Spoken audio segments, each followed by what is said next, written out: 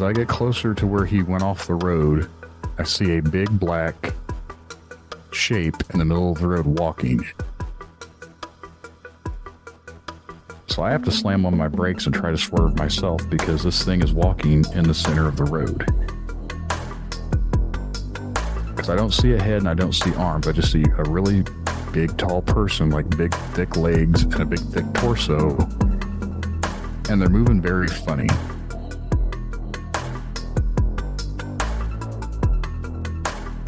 But to be honest, I wish I had have seen some of her vulnerability. I wish I'd have seen her in that space so that I would have language.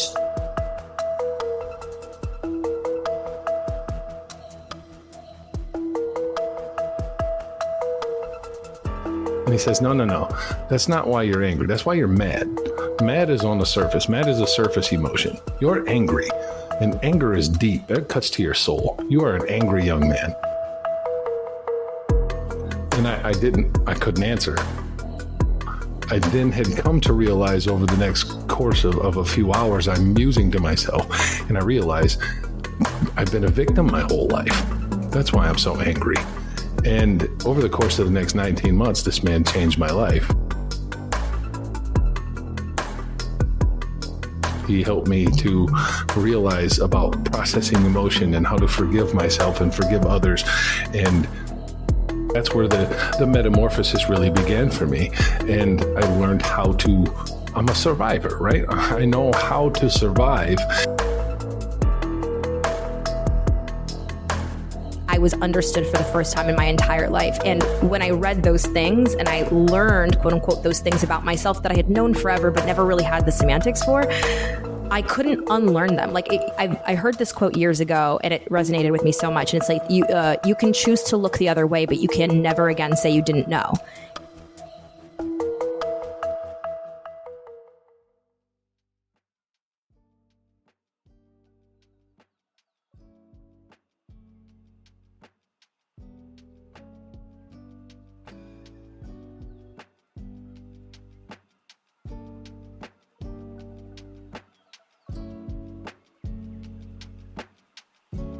Welcome to another episode of the Verbal Echo podcast. Today I have Ian Whitehead. He is a seasoned entrepreneur and coach on a mission to help professionals who aspire to be entrepreneurs transcend their 9-to-5 jobs and build thriving businesses aligned with their deepest values. Welcome, Ian. Thank you very much for having me. Ian and I have done a recording before on his podcast called the Naked Coach Collective. And we're going to recalibrate here and get some more information out to listeners on my side. Yeah, thank you. I really enjoyed that episode because I think like me, you've done kind of adventurous from the, I mean, even tomorrow I'm going off hiking in the mountains. So yeah, I felt awesome. like, yeah. I really enjoy it. Although I think in that episode, to be honest, I was just sat there, wasn't I? Just listening to you talk. And I didn't really ask much. It was so fun. Yeah, I really enjoyed coming on. And yeah, everyone check out the Naked Coach Collective. It's really it's a really a unique podcast. And I've had the honor of being in touch with two of you. The other one is Belinda Warburton. And I just did a recording for her, so her episode's coming out soon. Every time we meet, our content just grows and it's just so cool. And so I look forward to keeping up that community and the collaboration with you, Ian. It's been super fun getting to know you. And I'm really excited to share because I wanted to dive into what you do. And it's pretty unique. So tell our listeners where you're from and what your background is, because I think your background's in project management. So you bring a special avenue to that. So yeah, let's dive in. Yeah, sure. So I'm from Manchester in the UK. Moved down to the Midlands now, but essentially, yeah, I went, we're going back 10, 12 years ago now. I went traveling the world for a year. So I went into Sweden, Finland, Norway, then over to Iceland, into Canada, into upstate New York, bought a car, and then drove around the whole of the US, and it was just the most unbelievable trip and experience that I've ever had. It was incredible, and it just kind of gave me this thirst for wanting to, a curiosity about everything and how people work and why people want things and all this kind of stuff. And obviously you've done a lot of adventuring out there yourself, Monica, so you kind of get that. It's like I a live here wanderlust and I feeling, haven't isn't even it? been to that part of the country. I've been to some of the East Coast and it's really pretty over there. But as far as like upstate New York, I've never been there. So Okay. you said, yeah, I envy that. And our country is so huge. So God, it's it's massive. massive and you can just get lost in one of the states and spend a whole month there and just keep exploring. So it's really cool that you were able to do that. And please come back. Yeah, I absolutely will. It's crazy, right? So, and I'll get to my story in a minute. Sorry, I Yeah. do love talking about traveling. Tell me to stop if you want me to. But it's crazy. So drive a couple of hours in the UK and you can virtually cross the country.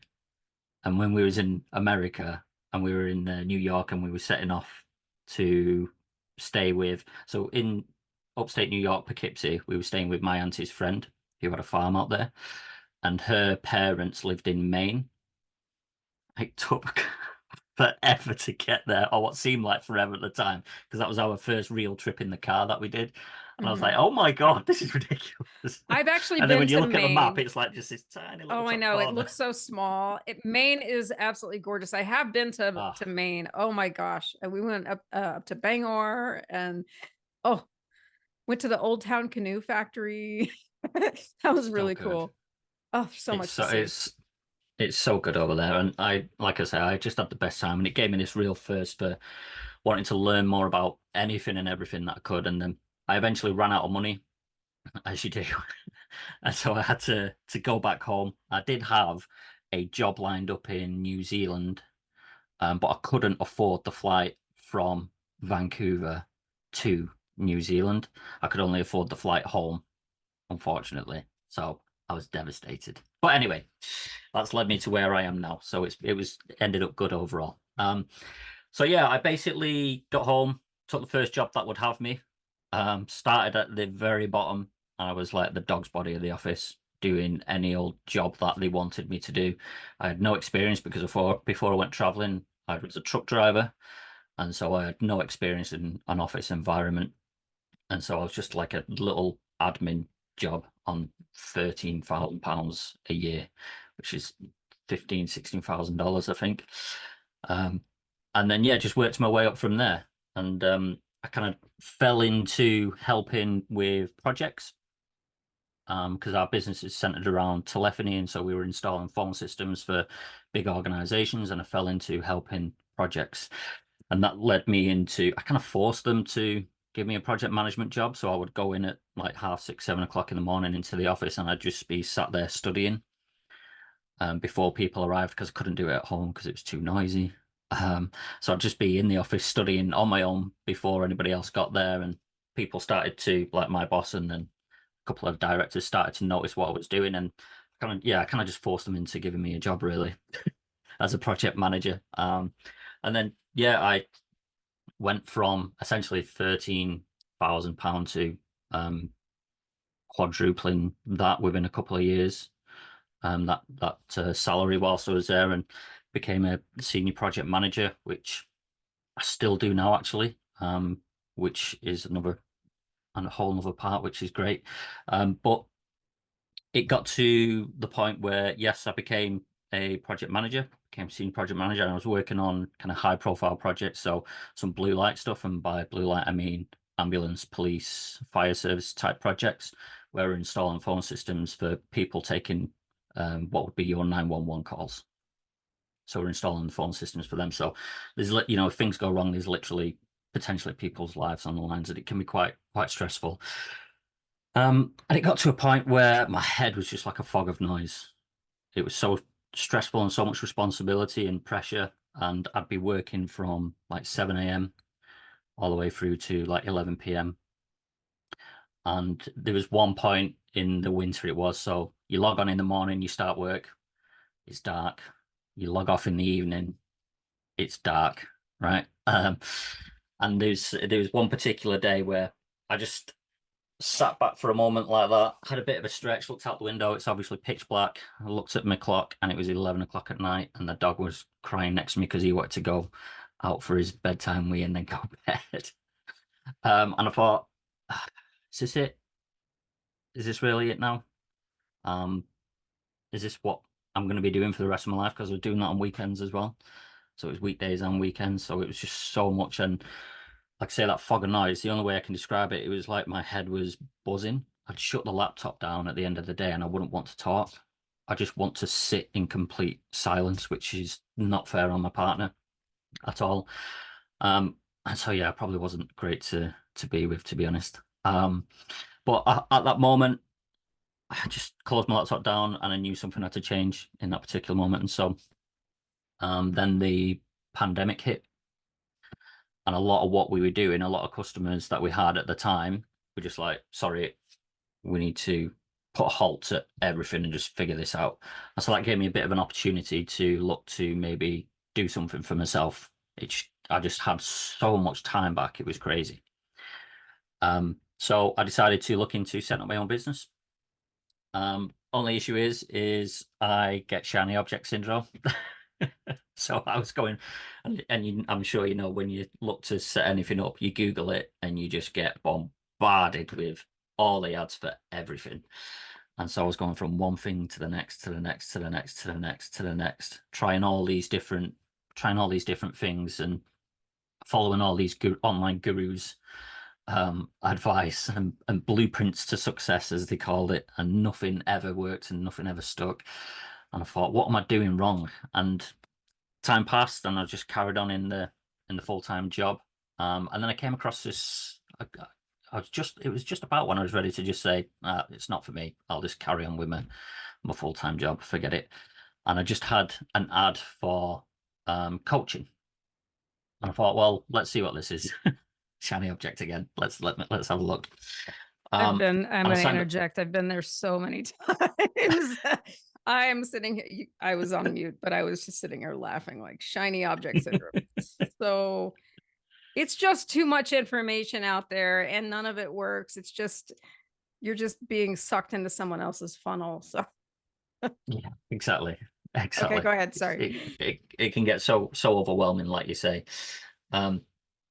And yeah, so I signed up for what is called Coachflix. It's like a Netflix, but of coaching training.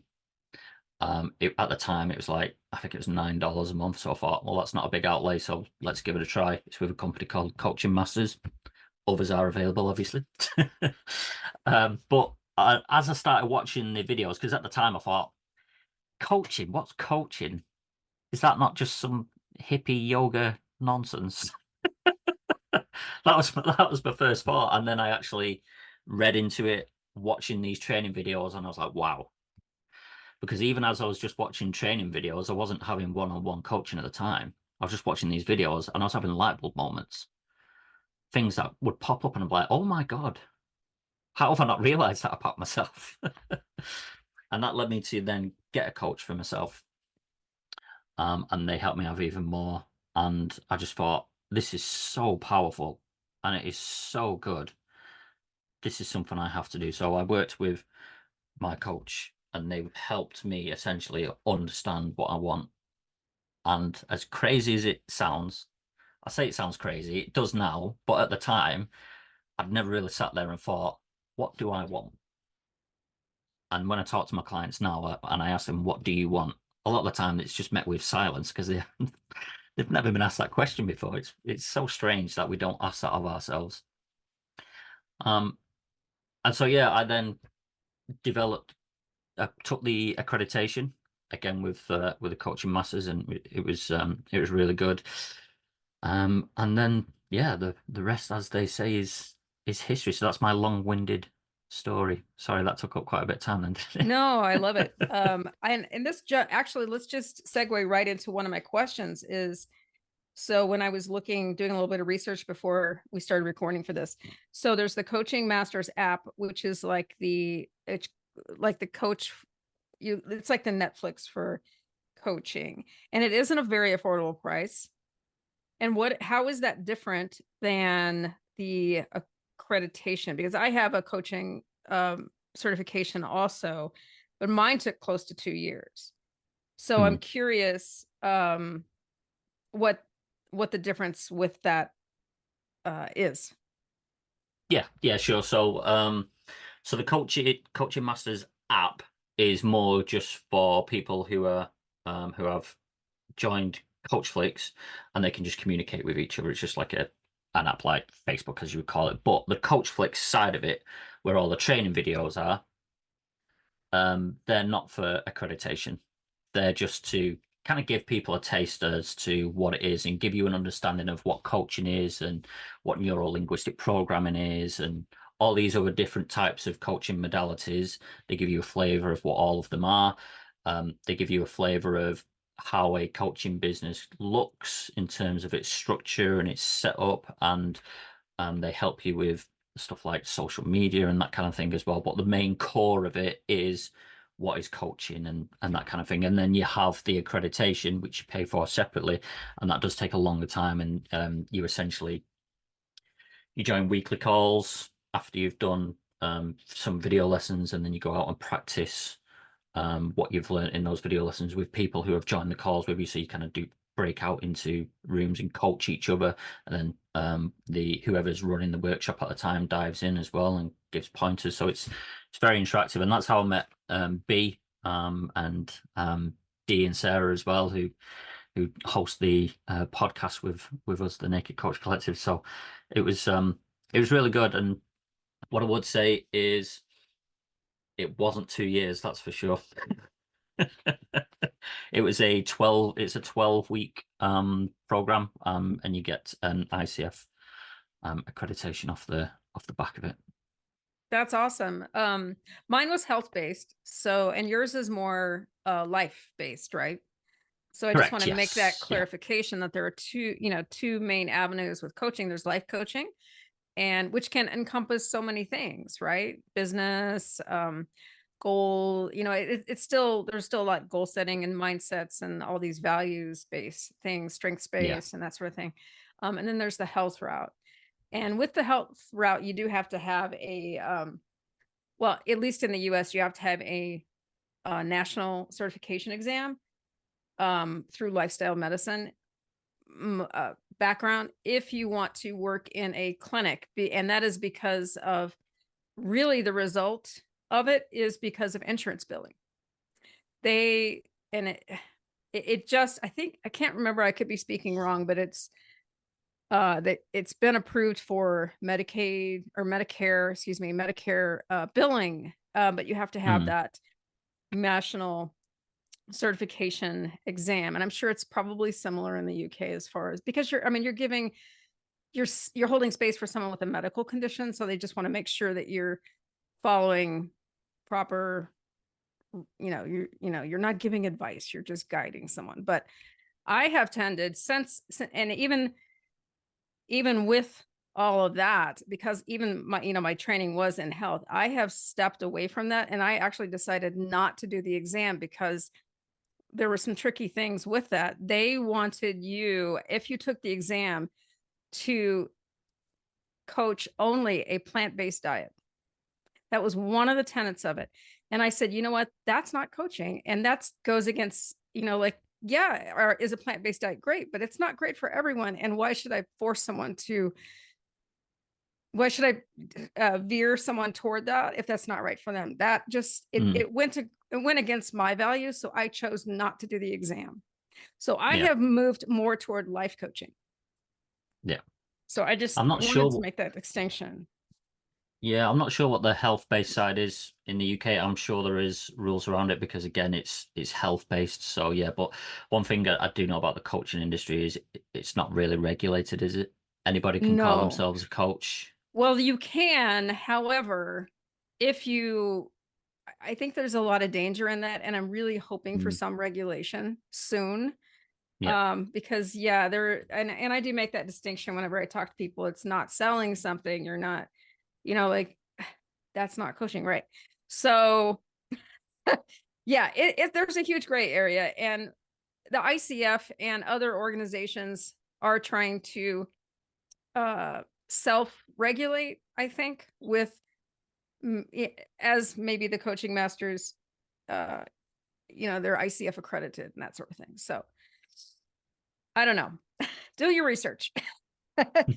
Do your research. So, but it sounds like this is a really good program. And I know it seems like it is because I've spoken with Belinda, and she's got such great value to offer. And I'm sure you do too. And yeah, thanks for sharing that.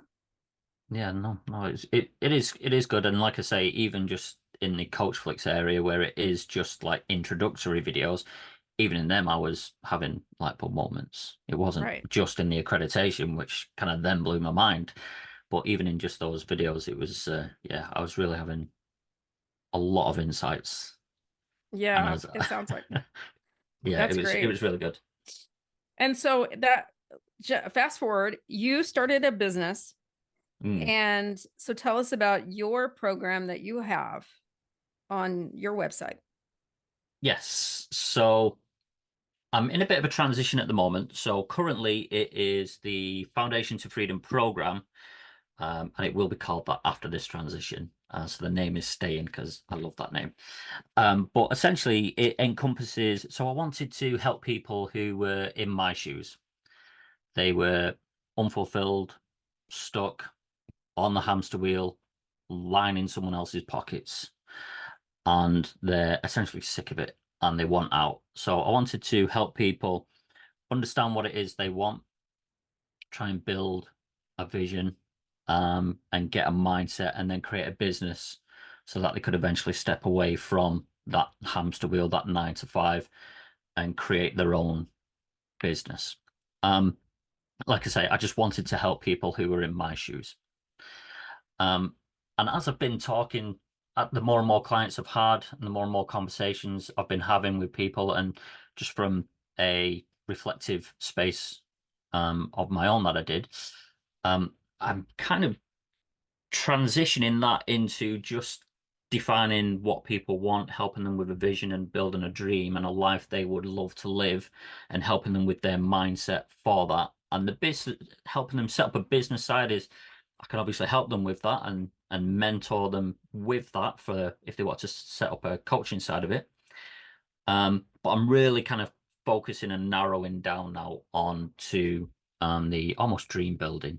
So I am currently going through a dream building certification as well with Mary Morrissey, and her program. I'm not sure if you've come across Mary before, but it's really inspiring is the word I use to describe it, because like I say, the more and more conversations I was having, as I was listening to people tell me about what they want and tell me what their vision within like 3 to 5 years looks like for them, or within 10 years, I was just sat there and I was like, wow, this is so inspiring, and it just kind of gives me more energy to carry on.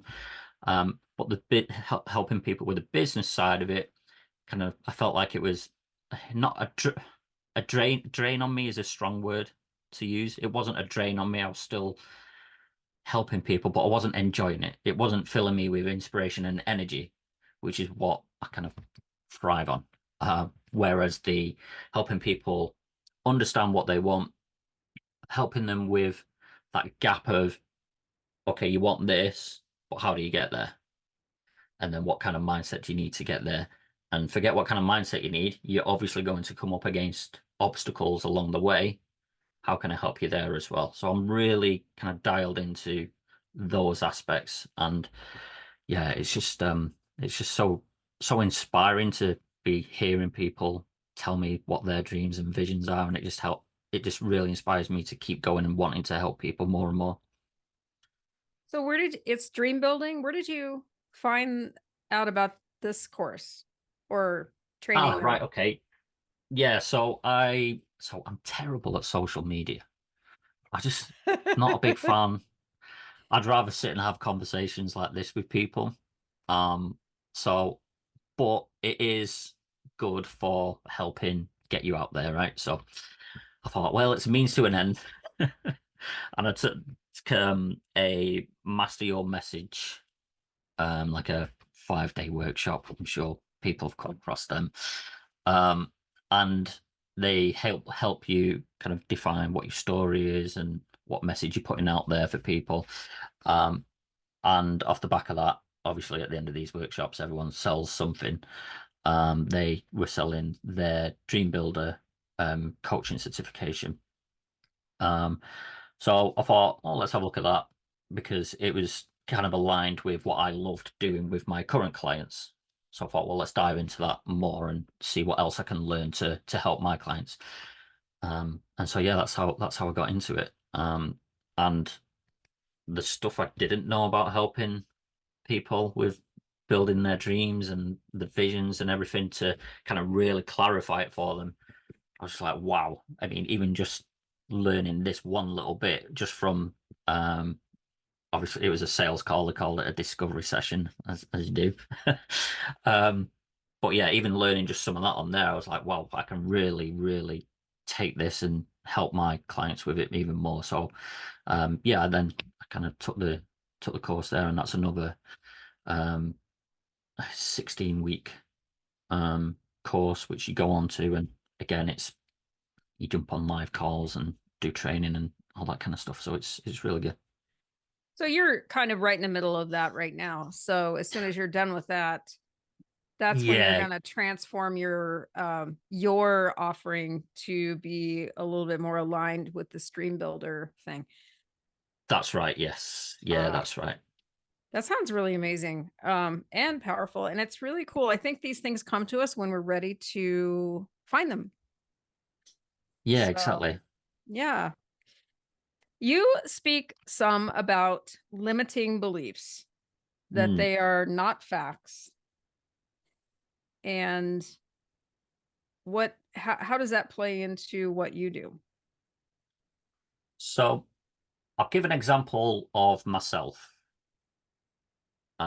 So as I was saying, I would, when I was doing the full-time job, before I got the project management job, as I was saying, I was going in at like 6:30, 7 o'clock in the morning, and then kind of forcing them to give me a job because I was working so hard. And then after that, I was working 7 a.m. till 11 a.m., but my hours were actually just 9 to 5. And that was a belief that I didn't realize I had until I had some coaching it was actually coaching with one of our co-hosts on the podcast, with Dashana Qureshi. And we were sat there, and I was really struggling at the time. This is when I really had that kind of fog of noise in my head again. At the time, I was going through the accreditation, but got really, really busy at work at the time, and it was just like overload.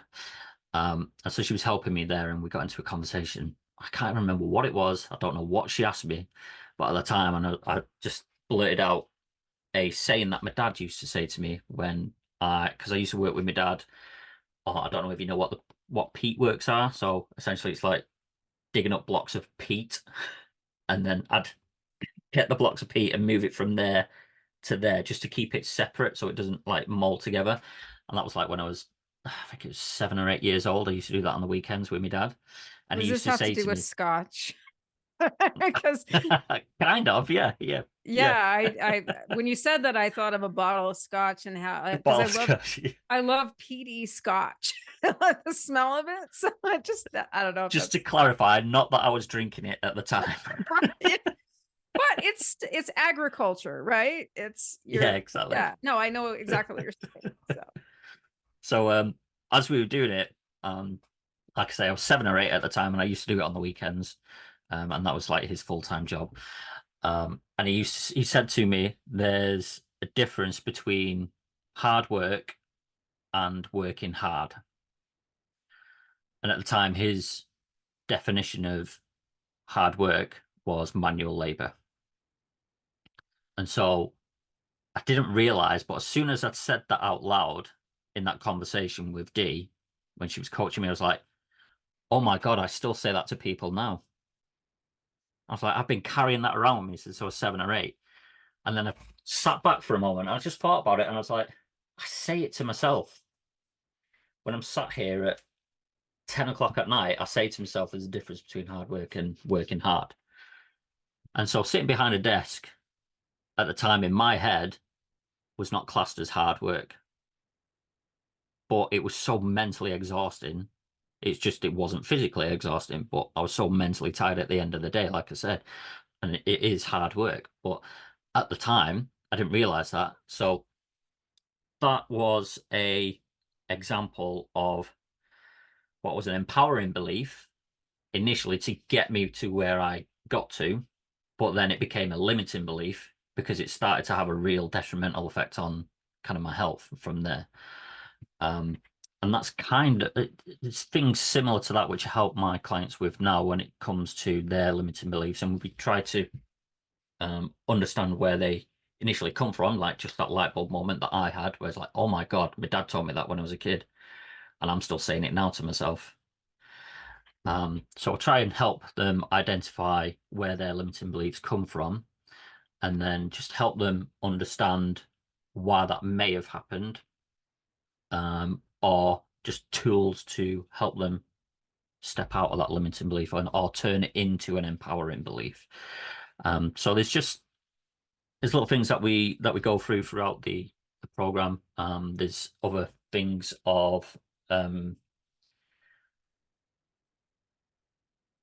fear is a big one, which I love the acronym of fear, which is false evidence appearing real. I really that kind of sticks in my head whenever I see a client that is literally scared to take the next step.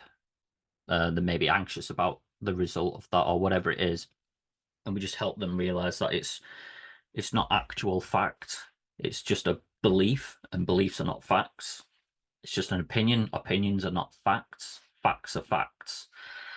And yeah, it's helping them navigate those fears as well, when they come up. And a lot of the time, it can be so simple as to just take a step back, put a pause on it for a minute or two, have a deep breath, 3 deep breaths, and then just think about what you want to do in that moment.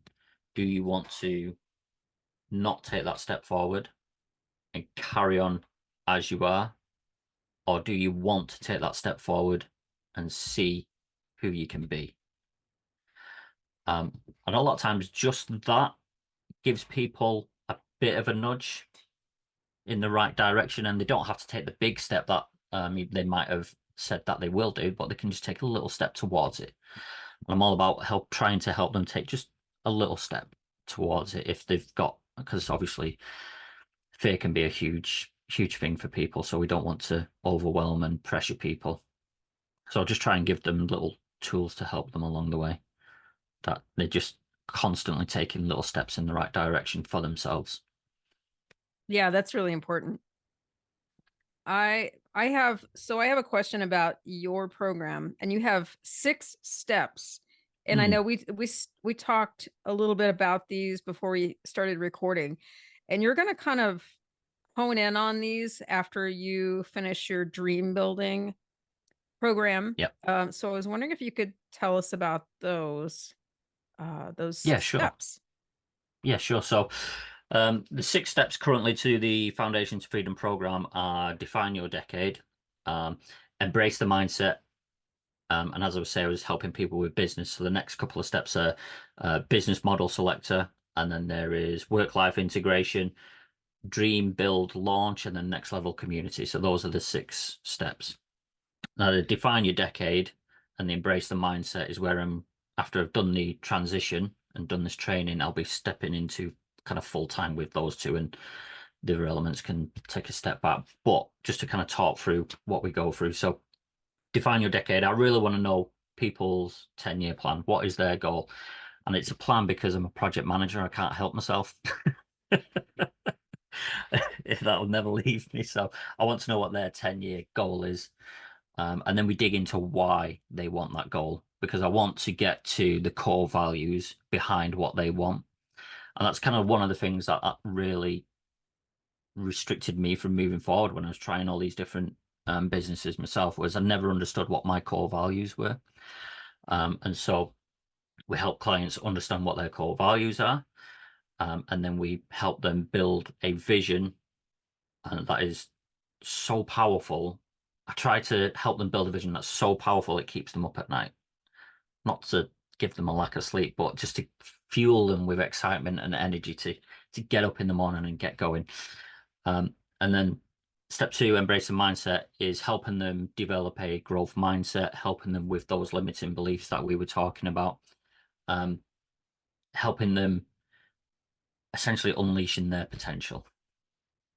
And that step 2 kind of is an underlying foundation to all of it.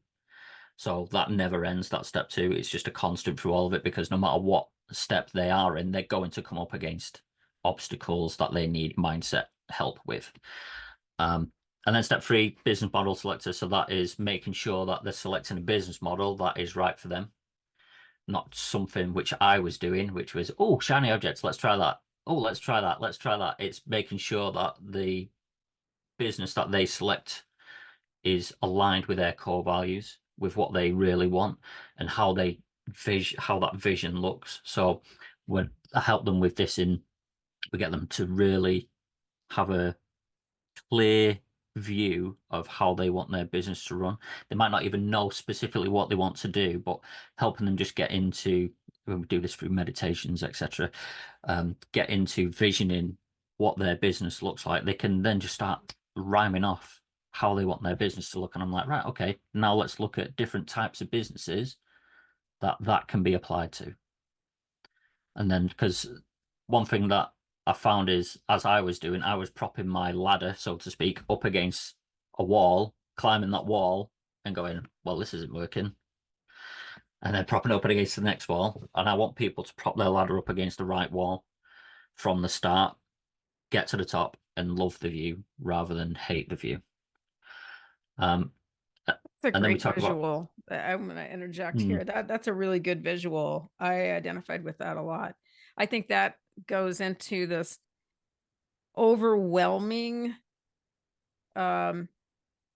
noise. I think I just want to say it's noise that's in our feed constantly. You know, whether it's, I think it might just be Instagram. I don't know. I'm constantly bombarded.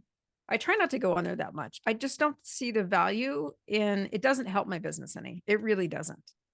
I'm feeling this need for community and connection. And so I'm connecting with people more through this podcast than I am through Instagram. And I just don't see the value in it. But it brings so much noise into the background that you are bombarded constantly with shiny objects. And I love that you brought up that in part of this propping your ladder next to somebody else's plan. It's not your plan. It's someone else's plan, right? Yeah. It's not yours. And so what you're trying to do is dig into who you are. What does your growth look like? And I love that you mentioned visioning and meditation, because that's one of the things that I do. And it's so powerful.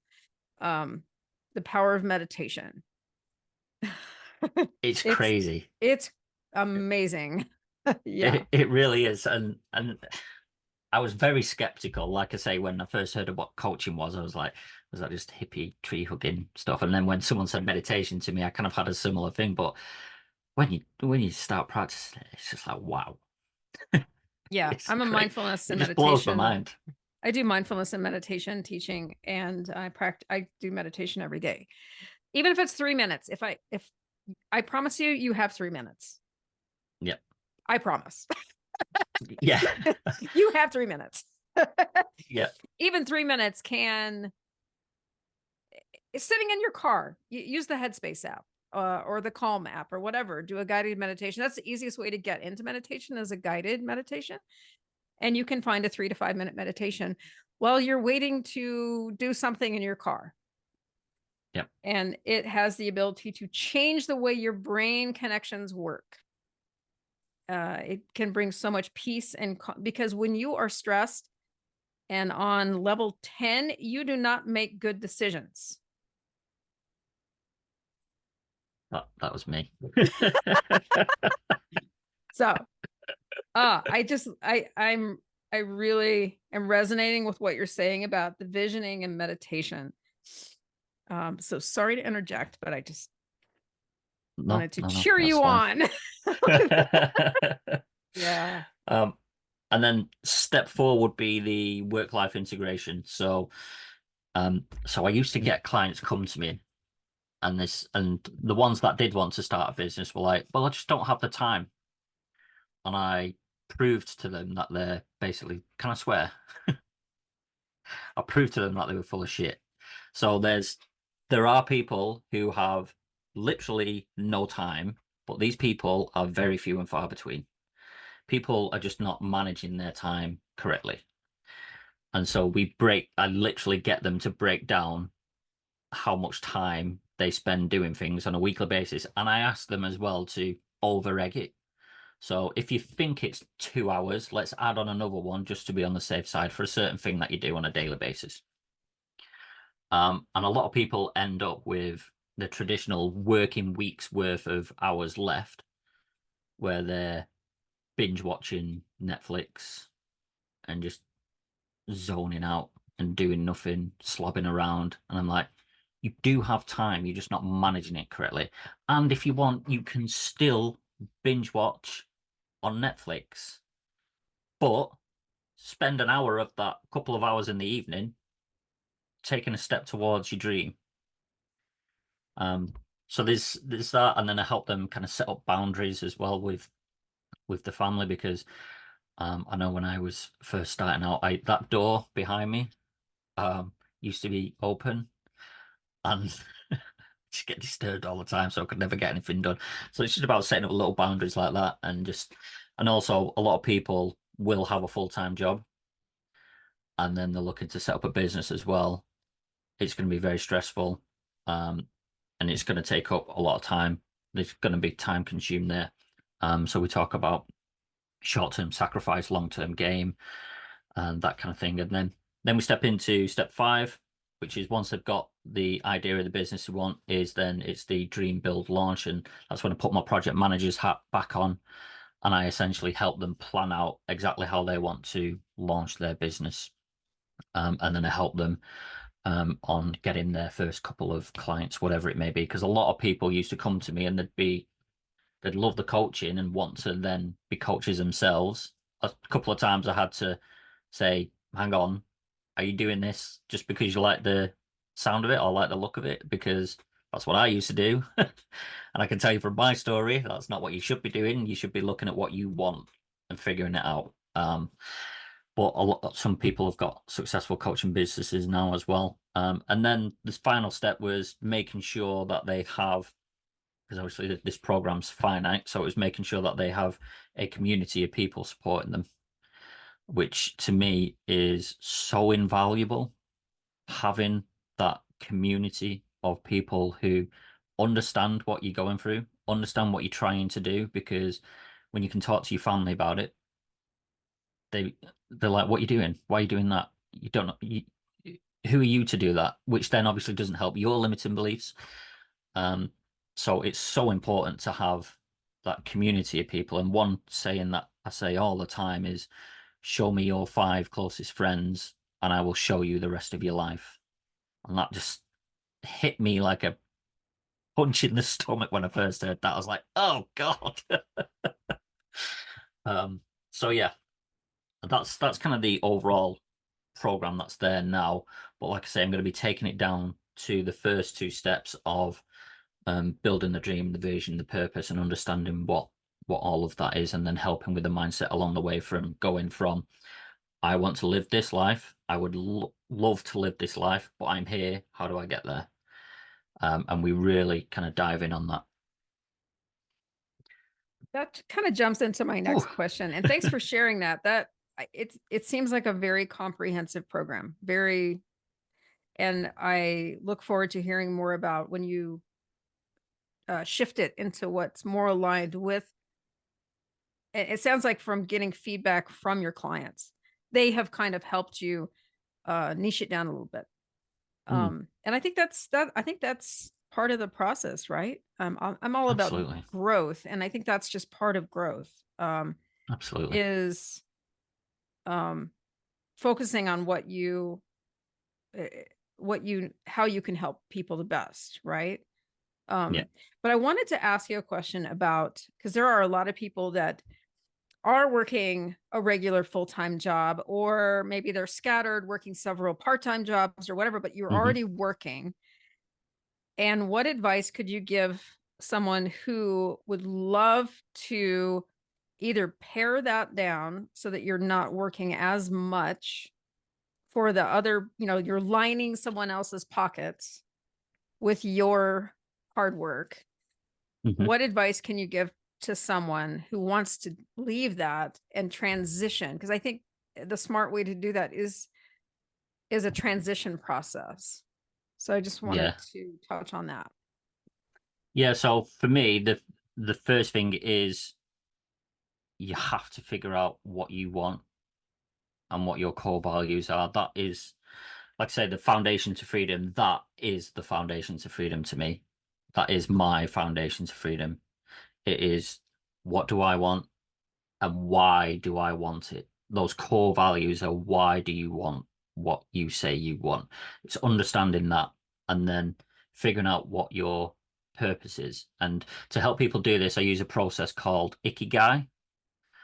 Um, is it Japanese? Is it Japanese philosophy? Yeah, I've had several of my guests speak about the Ikigai, and I think I posted my first guest. We talked about the Ikigai. She uses it in her business and finds a lot of value in it. And it's IKI. Is it GAI? GAI. Yeah. Yeah, yeah. Yeah, and I think it came from manufacturing. I can't remember exactly. I'm not pulling it up right now, but yeah, it's really interesting. Yeah, it fascinated me when I first read about it. So it's essentially, for the listeners, it's what do you love? What are you good at? So what are you skilled up in?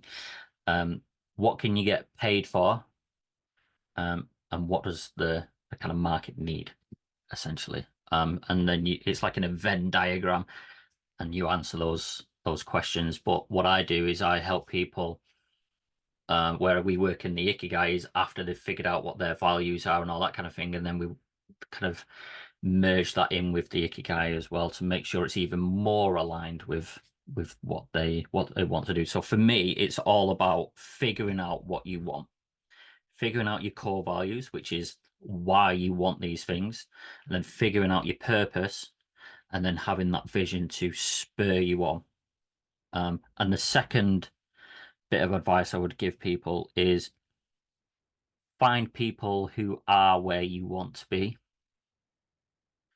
almost like a mentor, and learn from them, whether that is through coaching, mentoring, or you just find someone, and make sure you find someone who you resonate with as well. And don't be like me. Don't be the person that goes from one thing to the next, because you waste so much time and so much money. I promise you, it's just a rabbit hole you don't want to go down. So once you've figured out what you want, find someone who is where you want to be, learn from them. Maybe they've got a short online course that's an introduction to where they are and what they do and how you can apply it. Maybe take that and see whether it aligns with, again, everything that we've already discussed, and then start to take those steps to see whether it is, because it can be scary as well, right? You've got the security of your 9 to 5, or the security of however couple of part-time jobs that you've got, and to take that leap of faith into doing something on your own, especially when you may never have done that before. I know I hadn't set up my own business before, so it's kind of like a leap of faith. I'm lucky in the fact that I had a 9 to 5 where I had a good wage that was able to support me during that transition period. And I know not a lot of people do have that, so I understand that. But you've still got to take that leap of faith if that's what you want to do. And I So just wanted to say something that popped in my head when you were speaking about this. Transitions take work. mm, And I don't mean busy work, but I mean, it's if you want a new vision for yourself, you have to figure out physically, how much time do I have to make a transition, and how much time am I willing to put into it?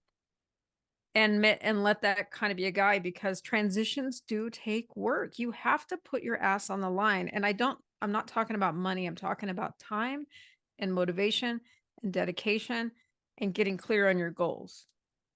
yeah, short-term sacrifice, long-term gain.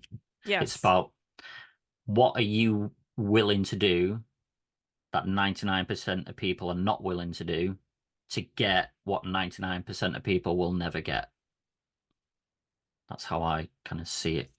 Right. It is going to be short-term sacrifice. You are going to have to sacrifice Netflix at night. You are going to have to maybe not go out on a Friday night. You know, there is sacrifice there. And like you say, Monica, it is hard work.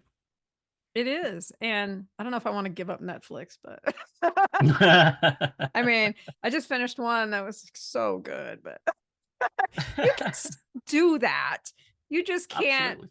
stay up till 3 o'clock in the morning watching Netflix every night. Like, you can still have the things that bring you joy. Maybe Absolutely. For it's me, going out on, it's making sure I'm still going out hiking. right. Balance, I'm right? still taking the Work-life dog balance. on the walk in the morning. And just sorry, I know I'm going on here, but one final piece of advice, if I may, is you were talking about understanding how much time in a day you've got. For me, a key part of that is understanding what time of the day you are at your best as well. So I know for me, it's the mornings. That's when I'm most productive, most efficient with my time, and I get the most work done. In the evenings, I just shut down. I'm like, nope.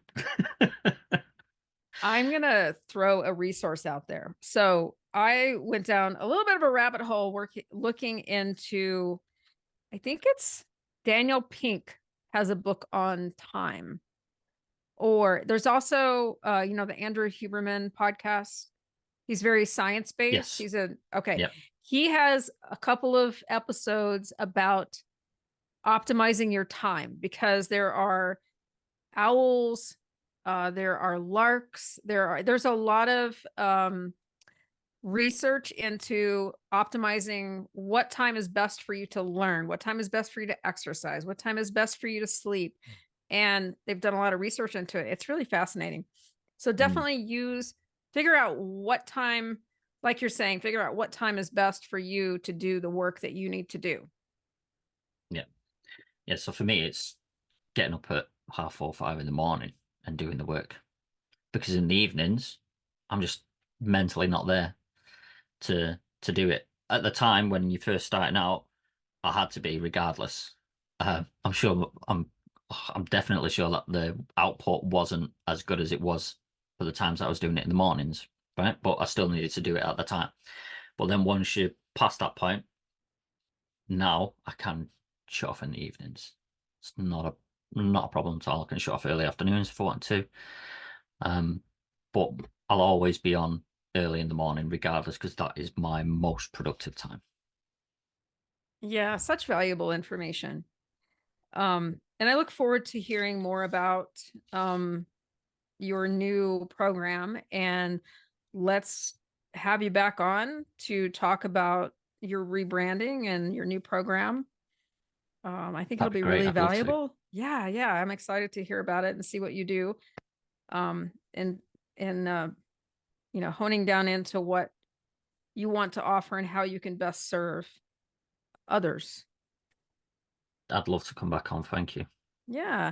So do you have any other projects going on, or anything you want to talk about as far as, well, how's the podcast? Do you have any more interesting episodes coming up? Podcast is going well. I think we're still maybe finding our feet with it. So we're still very early, aren't we? But we passed I think, have we done 30 episodes now? I think we've done 30. And I hear that not many, I've heard that, is it 90% don't get past episode 20 or something. I may have just made that read, up. No, I think you're right. I read a statistic. So there are, I don't know how accurate this is now in 2024, but when I first started podcasting, I heard there were 5 million podcasts and 90% of them are inactive or they don't post on a regular basis. So now I had my podcast has surpassed that. And my goal is to hit 50 episodes. I'm getting close. And I'll just keep on going. But I think, yeah, it's really fascinating. I love watching it grow.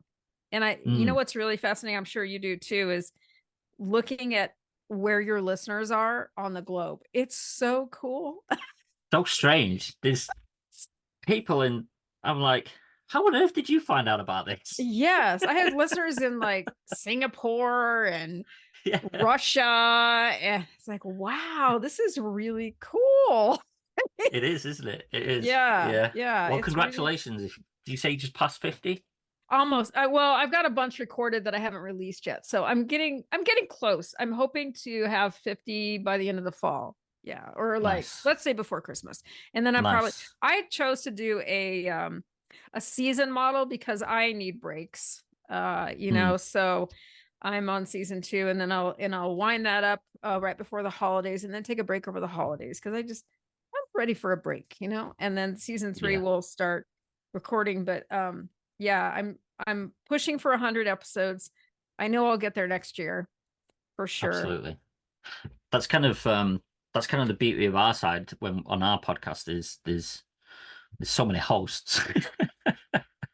If someone doesn't want to join, then the others can pick it up. So that's why we do it just on a weekly basis without the season side of it, because one of us can have a break whilst the others carry on. So that's the beauty of having multiple hosts, I think. But yeah, we're really enjoying it, and for me, even if we didn't have any listeners, I still would do it because I just love having the conversations that we do. We have a lot of fun. I mean, at the start of, I don't know if you still listen, but at the start of the episodes, we'll have like a 30 seconds to a minute of like outtakes type thing at the start of the episode. It takes so much time for me to figure out what those 30 seconds are going to be because it's like 20 minutes of the stuff. Because we just have so much fun as we're recording. It's really good. So I really enjoy it. It's great. That's super fun. You know, I think you have to love it because it's a lot of work and it's a part-time job. And we were speaking about part-time jobs. It's one part-time free job that I'm not getting paid for that I'm just unwilling to give up. I love it so much. And it goes into community because you spoke about community quite a few times. And I want to highlight that it's really, really important, no matter what you do and what business you're in, what you do, to have community. Yep. Absolutely. 100%.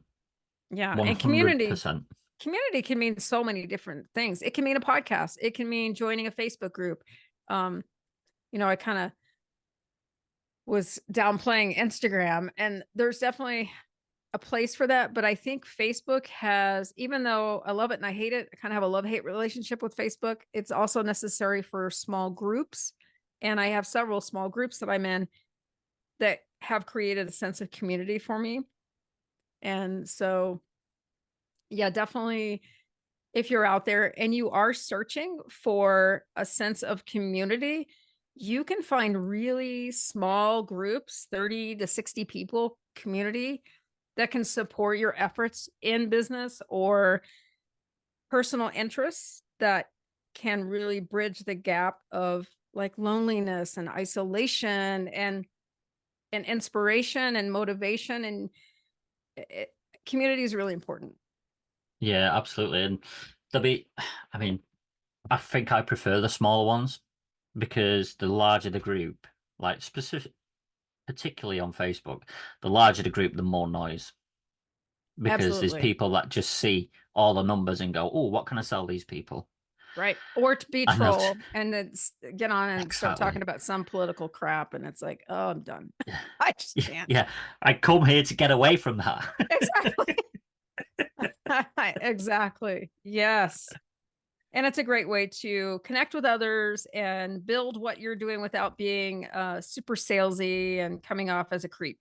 I mean, because you just don't want to Yeah. do that. Don't Creepy go there for weirdo that. trying to sell me something again. God, don't go on there to do that. Like, there's a way to do it and there's a way not to do it, but just don't be creepy. There's Monica's advice for today. Don't be creepy. Don't be creepy. Don't be that guy. Be that person.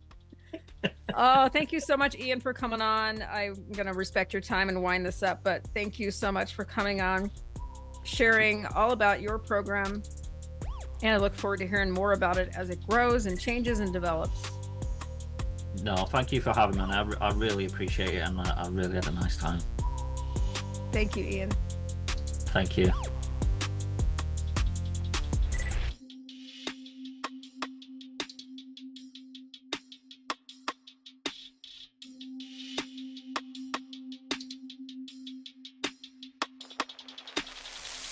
Hey, thanks for listening to another great episode. Be sure and like, share, or follow this podcast by leaving a 5-star review on Apple, Spotify, or wherever you listen.